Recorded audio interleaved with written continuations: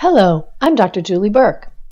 Did you know that a dysfunctional movement in one part of your body could create a problem in another part of the body? We are going to go over the mechanics of the spine and consider the kinetic chain, or how the body moves as a whole, in this video. You have an intricate system of movement in your body called the kinetic chain. The kinetic chain makes the joints and segments have an effect on one another during movement. When one is in motion, it creates a chain of events that affects the movement of neighboring joints and segments. Because of this chain reaction, it will also affect parts at a distance in the body. Good mechanics are essential so the joints and bones don't break down. It's important to have awareness and clarity in the nervous system to coordinate the intricate chain of movement so that the joints and bones are not stressed and don't break down. This is especially important when we consider the structure of the spine and skull. These bones act as the protective housing to our central nervous system, our vital operating system. It becomes the chicken and the egg. If there's interference in the neurological system, it will likely affect the movement patterns, and therefore the structure of the bones. If the structure of the bones break down, it will affect the house of the neurological system and interfere with how the body receives, operates, and functions. Let's take a quick look at some of the basics of body mechanics. One of the most important mechanical gifts you have is this crucial S-shaped spinal curve from the side. Think of this spinal curve as the main spring in your suspension system. You may have noticed in your postural pictures that your head was slightly off to one side, or one hip was higher than the other, and that's important. When you're running and jumping and absorbing the shock of movement, your feet are going to take some of the brunt, and that shock wave is going to travel up through your ankles, your knees, and your hips. The shock wave continues and it dissipates along the S-shaped curve. Looking at the spine from the side, you can see how it would be the major part of your suspension system.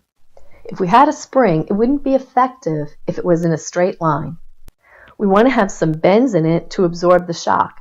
The spine has great shock absorbers called discs. The discs are found between the spinal bones. We can think of them as being kind of like a jelly donut. The outside is made of cartilage. Inside of this cartilage is a gel-like substance which helps to absorb shock. If this gel gets forced out, we call it a herniated disc. It may cause even more problems if the herniated material puts pressure on the delicate nerves. Having this curve is very important for the health of your spine, including the discs. One of the primary things that we want to see as an outcome is the improvement of this curve. We learned in the posture video that when the head is forward, it will start increasing the load on the spine. This increased pressure may cause structural breakdown, also known as degeneration or arthritis.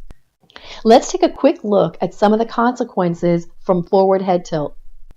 With the head 16 to 20 degrees in front of the optimal alignment, we will typically find that this increased stress and tension will be causing symptoms such as pain and stiffness.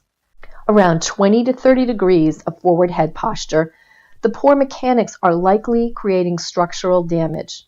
What does that mean? It's kind of like the car tire. If your car is a little bit out of alignment, the tires are going to wear out. If the car is way out of alignment, the tires will wear out faster. If you just went over a big bump and your car went out of alignment, but you only drove about 5 miles, you probably wouldn't have that much structural damage to the tires. But if you drove 500 miles, you would begin to really see where the tires were breaking down. The good news is, unlike a tire which does not regenerate, the joints can. If you catch this problem and create a change in your posture, you may be able to minimize, reverse, or prevent structural damage. Try holding a 10-pound weight right up against your chest. Now, experiment by holding it farther and farther away from your chest. You will notice that it gets heavier pretty quickly. This illustrates the principle of leverage and why we lift things close to the body for safety. The average head weighs between 12 to 14 pounds. When the head has defaulted to this common forward head posture, leverage is definitely working against us, making your body work much harder. It means you will have to use much more energy just to stand upright. Some of the muscles will be overworked and underpaid.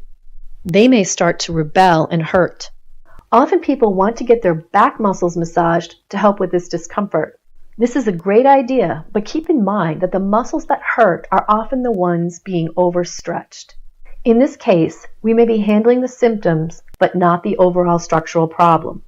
Chiropractic helps rebalance the system. This reorganizes the structure and mechanics, enabling the body to operate in a more efficient way. Coordinating care with your massage practitioner helps us to address not only the overworked muscles, but also the muscles that are pulling and are likely creating the problem. We are committed to providing you with a comprehensive analysis of your body's function and mechanics. We will work with you to create a program designed to best help you meet your goals.